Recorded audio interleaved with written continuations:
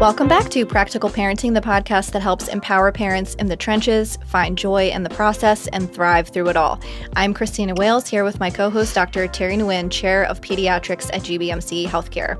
So today we are going to dive into the discomfort with you and for you. We're talking about tough topics with your tweens and teens, how to bring them up, how to talk about them, what to say, all the things. We're going to focus mostly on drugs and other substances today, but I think a lot of the strategies we talk about can be applied to other topics. And we'll also be doing a part 2 on sex and sexual health. So let's get into the drugs and substances because we got a lot to cover. So we're going to dive into some of the more common ones, so marijuana, alcohol, vaping. But I think to set us up, let's tell parents what they need to know about. Let's start with marijuana. Bust some myths for us. Okay. So marijuana is a pretty relatively frequently used substance now. And in the state of Maryland, now that it's been legalized for a whole year, I think it's gotten even trickier. Has it really only been a year? Yeah, it's only been a year. Wow. And it's a bustling growth industry with legit and illegit businesses out there, okay? I don't want to get into that, but so let's just the good news and the bad news, okay? So I'm going to share some information from the most recent study of monitoring the future survey of 2023. This was sponsored by the National Institute on Drug Abuse. And thank you for saying that, because I feel like a lot of these studies that we find, no one looks at who funds it, and that is an important piece. Absolutely. So this is data from 2023, and it's the Monitoring the Future survey, and it's from the National Institute of Drug Abuse, and I'm going to call it NIDA from here on in, okay? Okay. It surveys 8th, 10th, and 12th graders, okay? And it's just to see what the drug use is in this age group from 8th to 12th graders.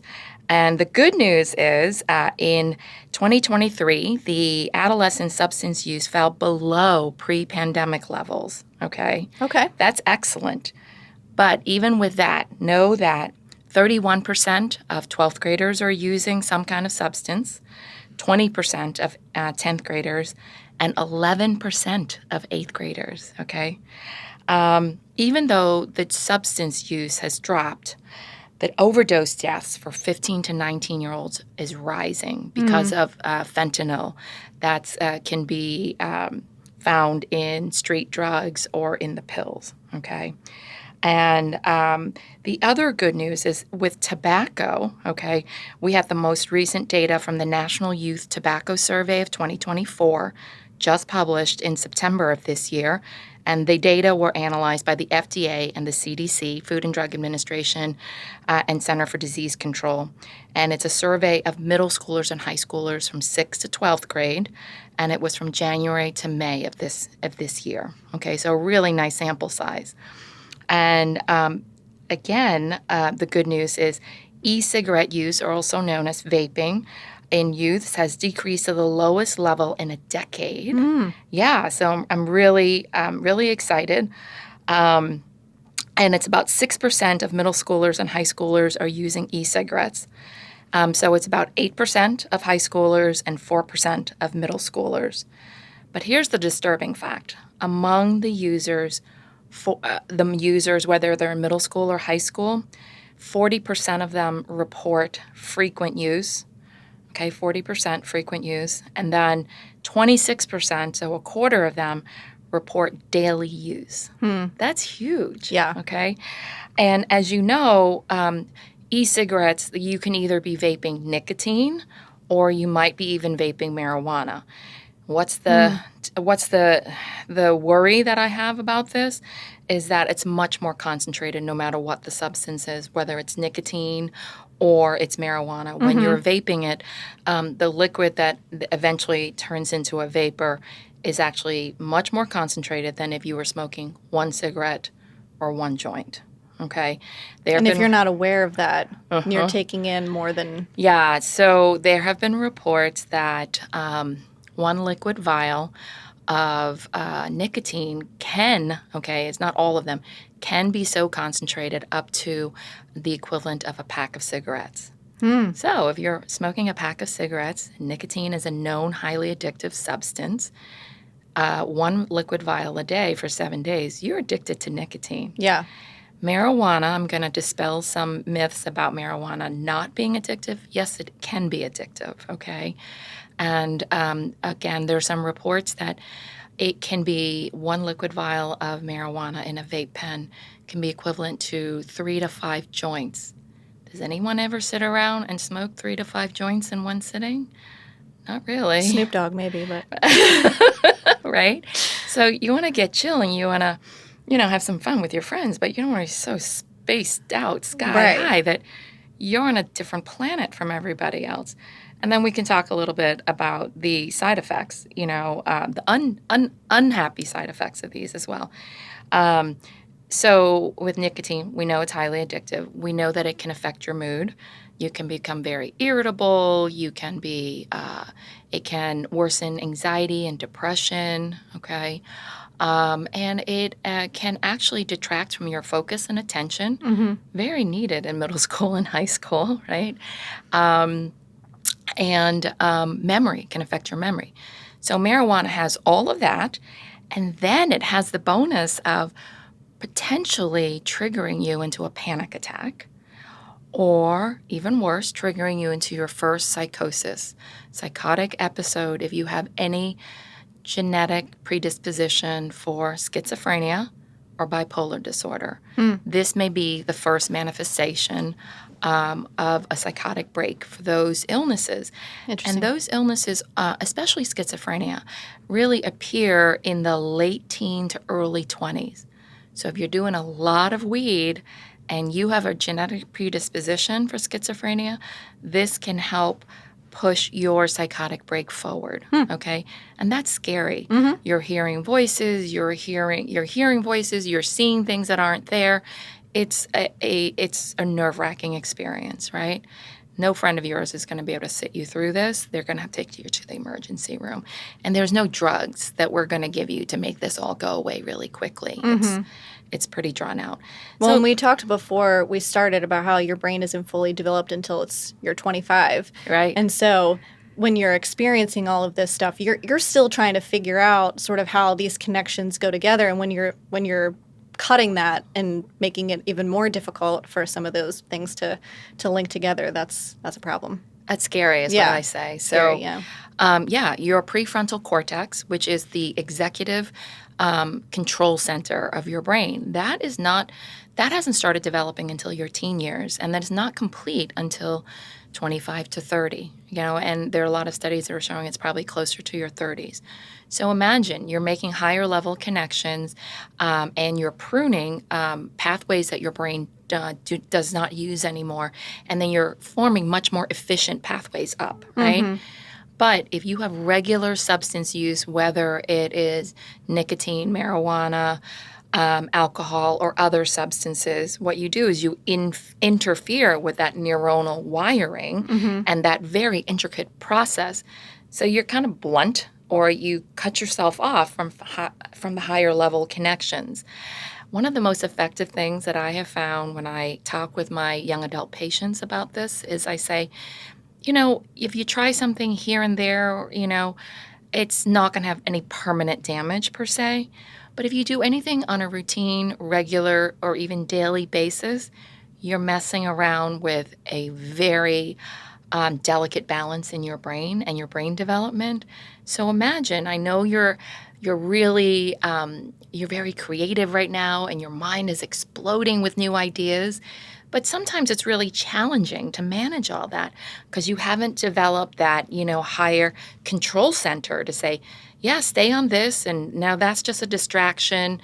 What if you did whatever substance it was so frequently that you can't go any higher in your connections and you're stuck in this brain that you have?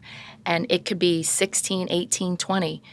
Would you like to stay in this state of your brain for the rest of your life? And I have yet to have an adolescent or a young adult tell me, yeah, I'd love to stay in this brain.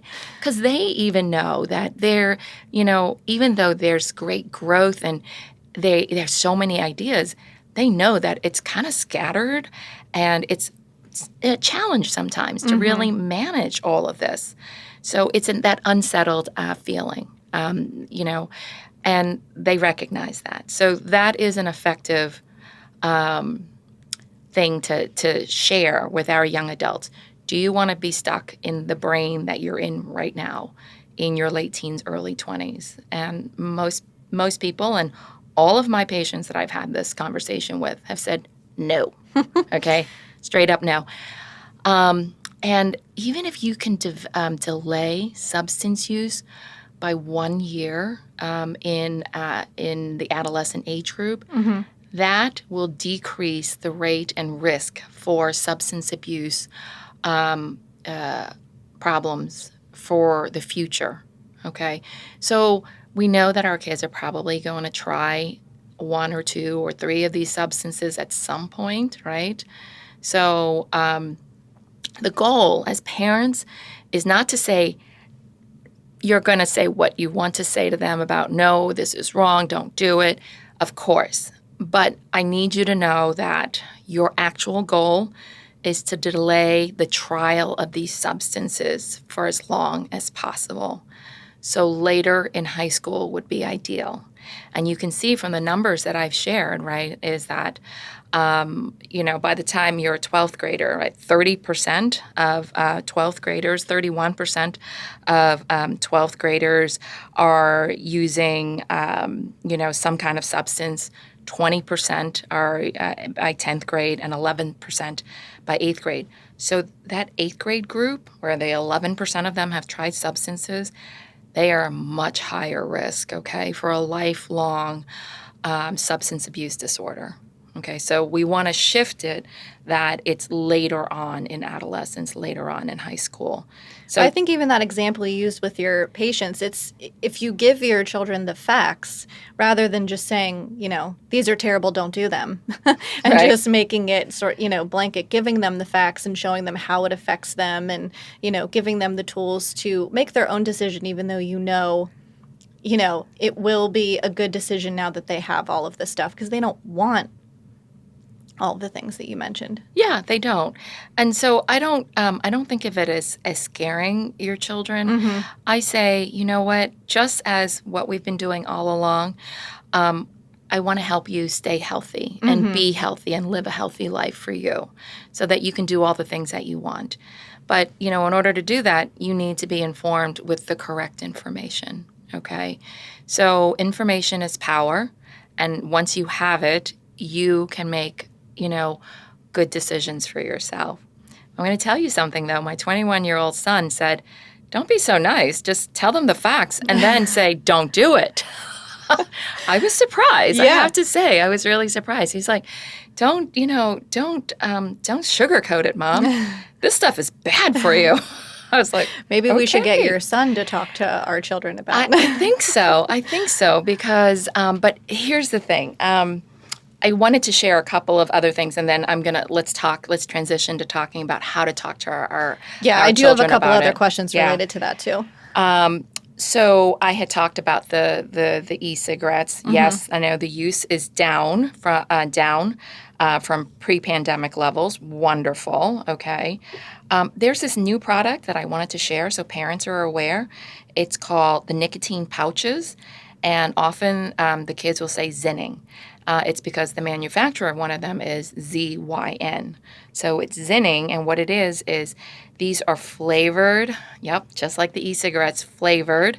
They come in fruit flavors, candy flavors, and mint and menthol. And you can put it in between. It's dissolvable, and it has only nicotine, so it doesn't have tobacco. So it's dissolvable, and you put it in between your lip and your gum, and it dissolves. Now, I learned from my college-age son that some of the kids that he knows who uses the Zinning, it's their idea of weaning themselves off of nicotine from vaping. I'm like, wait a second. We have ways, much better ways for you to, help with a nicotine addiction. We can do nicotine patches. We can do lozenges. We can do nicotine gum.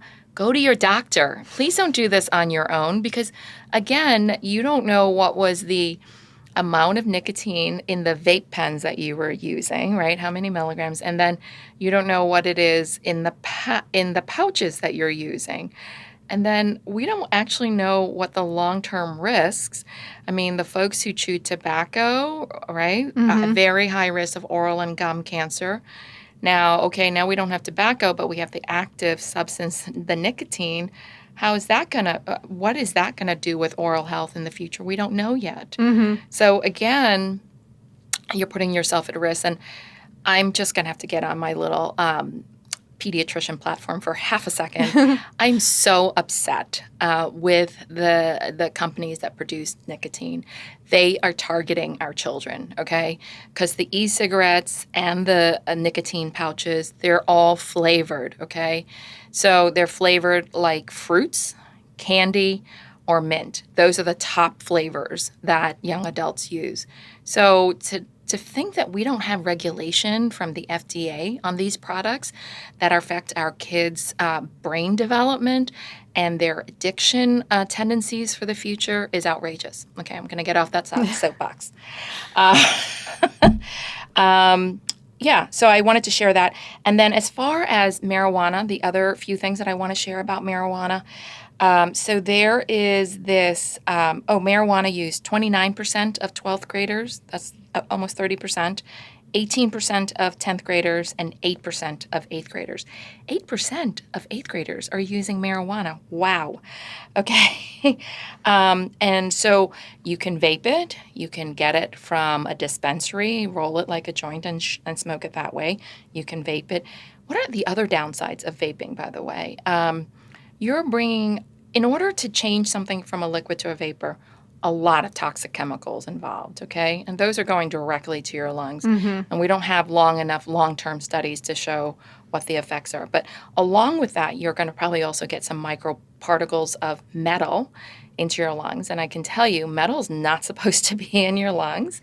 And as soon as our body sees something that's foreign, that shouldn't be there, it walls it off because it wants to isolate it, okay, because it's not supposed to be there. And it's going to form inflammatory reactions. So if you have enough microparticles of things that shouldn't be there in your lungs and you're going to have all this walling off, you're going to get pulmonary fibrosis, which is a stiffening of the lungs. Now, even if you stop vaping, once that damage has been done, it's not going to be undone because the inflammatory particles are still in your lungs. They're not coming back out and they're not going away on their own. So my fear is in the long term, in a few decades, we're going to have all these people who are vaping right now whose lungs don't function anymore. And when you have pulmonary fibrosis, you need new lungs. And this is one of the things that I share again with my young adults. I don't know it to be a fact, but I said, okay, the only way out when your lungs don't function anymore, though, the truth is you need a new lung. We're not going to have enough lungs for lung transplants for people who are vaping, the numbers of people who are vaping. So another thing to just think about, okay? Like, I'm almost at the point where I'm like, if you need to use nicotine, smoke the cigarette. If you need to use marijuana, smoke the joint and get it from the dispensary. I'm not advocating that you use it, but Safer, okay? Right. In quotes here, okay? the best of the worst options. Yeah. And the same gummies too. Yeah. So let's talk that exactly. I wanted to talk about edibles. So a lot of my patients have come in saying, oh, but I'm not smoking it, I'm not vaping it, I'm doing edibles. I want to give a couple of warnings about edibles, okay? They are not regulated by the FDA. They're not regulated by anybody. So there's no outside group verifying what the concentration is of those edibles that you're buying over the counter. And nobody's regulating the amount of the psychoactive substance, which is THC. Okay, that's the thing that helps you hallucinate and makes no one's regulating that. And I'm going to tell you that that's a little dangerous. There are people who are not going to smoke because they don't want to mess up their lungs, right? Not going to vape because they don't want to mess up their lungs. Guess what? Those edibles are totally unregulated. It could have it could have cannabis in it. It may not. It may have other substances. It may be laced with other substances, and no one has checked it. Well, and even if you get it from a dispensary, you don't know how much is in each one. So say you take one time and there's nothing in it. So you're like, maybe I'll take 2 this time. And maybe that one has even more than, right.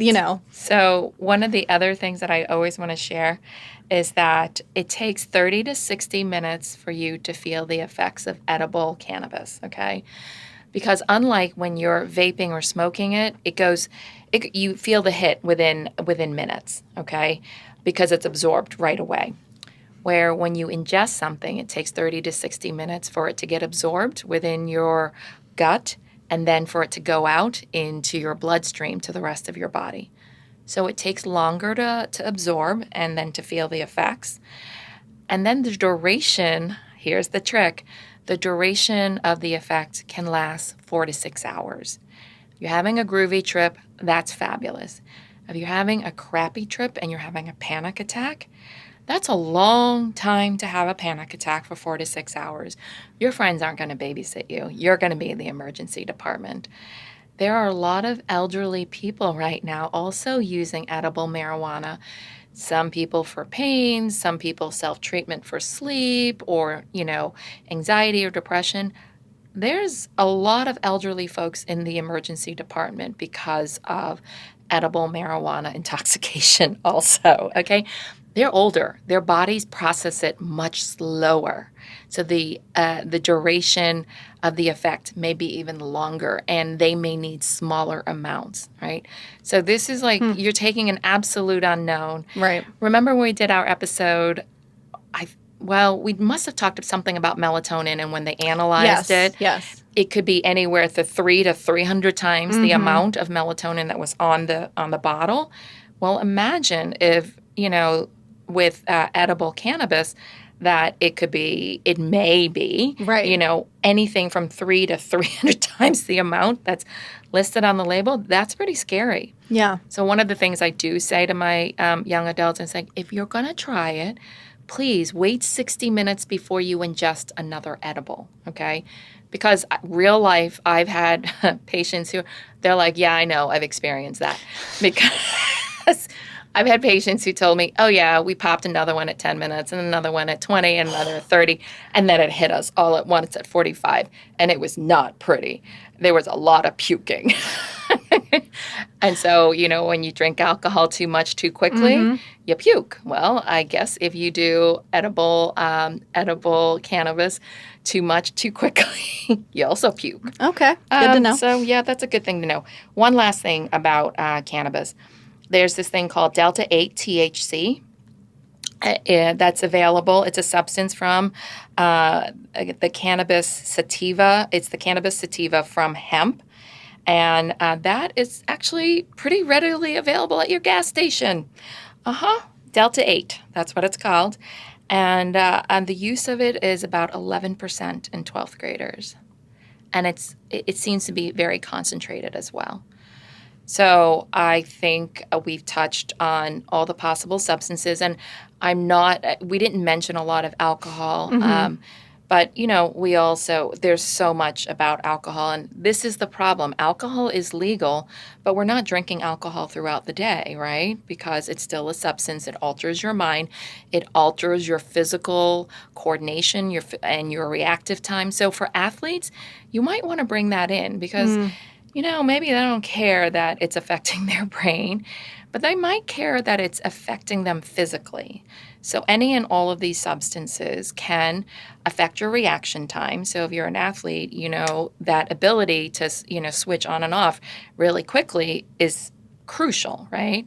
And your coordination also is very off. I don't know. I remember the first time I saw somebody who was high on marijuana. Everything was in slow-mo, and I couldn't understand it. I think I was in high school, asked a friend, I'm like, what the heck is going on? Person's high, Terry. I'm like, oh, okay.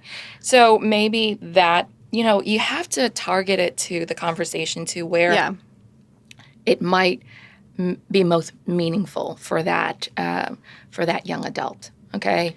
Do we have any statistics on the use of alcohol? Has it gone down in this generation, or is it steady? I did not review that, to be honest. It I was just is curious. the most common entry. So alcohol is the most common entry substance that kids, enter the substance use world with. And then you go to marijuana, or you go to vaping, and then. But I think to your point, it's not like they're carrying a can of Coors Light to school, but that Zyn, you could hide that in your pocket. And they're doing it in just, class. Yeah. And they're vaping in the bathroom. Yeah. And if you're needing any of these substances on a daily basis, you're addicted to it. Okay. Well, so that's what I was going to ask, and maybe we can get into the subject of how we talk about this with our kids too. But I'm wondering what you say to kids or people that say, with ADHD or maybe some learning challenges, where they say that this actually helps them stay more focused. Which substance is that? Maybe somebody might say that about nicotine. I don't. Okay, so, I'm just imagining maybe they say the nicotine might be helping them stay more focused. It doesn't, actually. If anything, it makes you more irritable. It makes your mood more labile. It decreases your memory, and decreases your ability for problem solving. Okay. So we have You've real never heard meds. that argument, so that's positive. Yeah, I mean, I just because I haven't heard it doesn't mean that. The most common one that I hear from my young adults for the use of marijuana is to relieve anxiety, or to help them with sleep. Besides the social uses, when they're hanging out with friends. And my response is, I'm so glad that you're here and talking with me about it. You're a pediatrician, because I'd love to be able to help you with these issues, with medications or changes in your lifestyle that can help you with your anxiety and your sleep, that don't require a substance that we don't know a lot about and don't have the definitive studies to say, yeah, there's no evidence-based study out there that's recommending cannabis for the treatment of anxiety. Got it. Yes, people will say, oh, but there's something that they're using. They're using a cannabis derivative for the treatment of seizures. Yes, there are two distinct seizure disorders that are treated with dronabinol, I think. But those are very specific, okay? And that has to do with the excitability of your neurons, and this is calming down that excitability.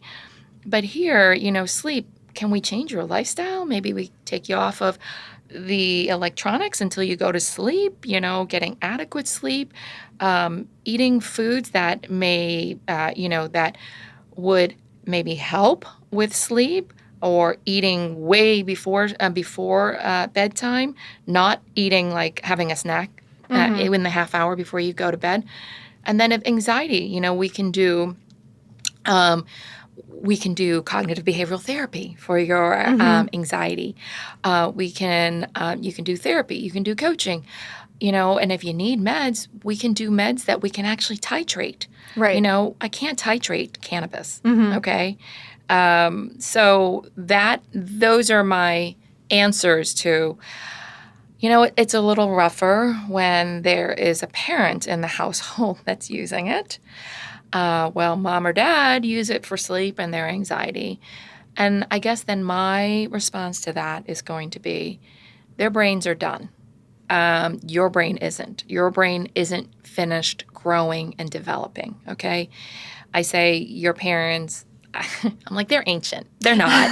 But, the full development there is pretty much done somewhere in your 30s, okay? So it's not as damaging to them. I'm not saying that it's not harming them in some ways as well. Definitely addictive as well, right? But, you're still developing and you're stunting your growth and you're stunting your full brain development when you're using it before your brain is fully formed. Okay. And it's affecting your parents' memory. It's affecting their focus. It's affecting their problem-solving skills. The whole litany that affects you, it affects you a whole lot more because your brain is still evolving. But for your parents, it's affecting them too. And for parents who are using, I would also, I don't want to shame you at all. You have your reasons and you're a full adult, but perhaps don't use it around your kids because it's really hard to say, don't do something if you're doing it, right? And then also maybe I'm opening a reflection for you. What are the reasons I'm using it? Is there another way that I can manage whatever symptoms or things or illnesses that I have with it, something that my doctor could help me with outside of cannabis. Okay, so it's also a call for pause and why am I doing what I'm doing? Yeah. Awesome. So how do we delved a little bit into it, but how do we talk to our kids about this? So as we've talked before, it's about the conversation. And it is a process, and we introduce it at the opportune time. We're not going to have a lecture about it because you know what kids do when they get lectured, right? It turns into the Charlie Brown thing. So my top 3 pieces of advice are listen, listen, listen, and then be patient and find the opportune moment to discuss it. And remember, it's an ongoing conversation from, 11 or 12 all the way through. So you don't have to put everything out there all at once. If you see a huge billboard for e-cigarettes, that might be an opportune time to start the conversation. Hey, what do you think of that billboard? Oh my God. What do you know about this? What's happening at school? What are your friends doing? What do you think? Oh my gosh, they're talking about all the different flavors. With that, would you want to try it because it's flavored and it tastes like candy or fruit flavors? Just something very benign, and never focus it on your young adult. Focus it on what are the other kids doing at school? What are your friends doing? What do you think about it? Okay. So it's really come at it with curiosity. So you're going to listen. You're going to be patient and not assume and don't lecture. And then a curiosity, like, what do you know? What are your friends doing? Are there things that you're wondering about it that I can help you with? Would you like me to help you with it? Okay. Ongoing conversations, and something that my husband and my son said, oh my gosh, yeah, you've been having this conversation forever. I said, I know. And my son's like, I can recite it for you. Okay. I was like, oops. We know it's getting through. Yeah. Oh, yeah. I think he's hearing some of it. And some of his reactions to the vaping and sharing with me about zinning, because I've heard about it from my patients, but he gave me like the nitty gritty details about it and when and how how and why people use it, in the college group that he knows. So we can learn from them as well. So that curiosity really points it away from you, like accusing your kid. Like, because usually their first reaction is like, why would I do something that stupid? But trust me, at a party, they might be doing something that stupid. Okay. So, well, and I like learning, like, you didn't know about zinning. Your son's teaching you. Let's research that together. Like, learning together makes it less, what's the word I'm looking for? Less scary, and it normalizes. It doesn't normalize it. I'm sorry. It it models that. It models the curiosity, and that we can always look things up together, and we're a team. It strengthens the connection and the teamwork behind it, right? And here's a couple of other things. So listen when you're listening. Listen for the conversations in the back of the car with their friends, or if one of their friends gets sick at your house, that's an opportunity for maybe a conversation the following day. A couple of quick pointers that I have for when your adolescents and your young adults are starting to go to parties. I do quick reminders before parties. I do quick reminders about safety of use of substances. I remind people, I know none of you are going to drink and drive. Please, if you're exposed to pot, please don't get high and drive either, right? Put your drink down. Don't pick it back up. And you know what? I am here for you. I work out an exit strategy for them. Mm-hmm. So one of the things that they could, if they're feeling kind of pressured, my mother would kill me if she found out I tried this or I did this, okay? And then also a code where they can text you to pick them up. I've heard that is very effective. Very, very effective, and always put mom or dad in the, or if you have an illness, if you have a chronic illness, okay, and that any of these substances, all substances are going to affect you, use your chronic illness. No one's going to pressure you. If you say, this is going to kill my diabetes, it's going to cause this huge rush, or, my asthma, I'm going to not be breathing. So use those, use your parents, have an exit strategy set up with your parents. And here's the thing, parents, you have to live by it, and I do. It's hard sometimes, is that, if they call you to rescue them, no questions asked, even if they're smashed out of their minds, high out of the planet, you do what you said you would, no questions. Maybe you talk about it another time, like the next day, next week, but you don't do the inquisition right then and there. How the heck did you get, oh my goodness, no. Ixnay that, okay? And then also remember that you're not their only source of adult advice and support. Sometimes in adolescent and young adulthood, the more effective strategies are going to be with other adults whom they're close to. Can be teachers, can be coaches, can even be their pediatrician if they've known them for their whole life, okay? Or, friends who are family, or even aunts, uncles, maybe not grandparents. I can't ever imagine my children having this conversation with their grandparents. Yeah.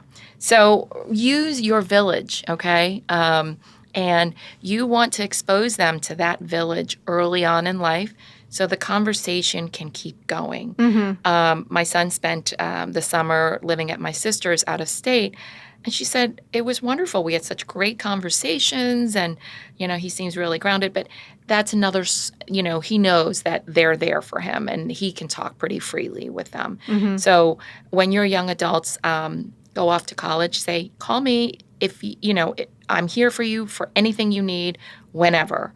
And if you don't want to, remember X, Y, Z, who are the friends and family that you can reach out to. Yeah. Okay. So it takes a village to raise children. And, the rules for engagement don't ever change. It's listen, stay curious, and find the opportune moments. The less you say, the more you are heard when you are talking with your children. The more you talk and lecture, the less you're going to be heard. That's it. Awesome. Okay, well, that was a lot. Yeah. Did you remember all of it? I'm going to have to go back and listen, I think. Maybe not on 1.5 speed, which is how I normally listen to podcasts. This one's a one standard listen. Yeah. You got to make sure you absorb all that good information.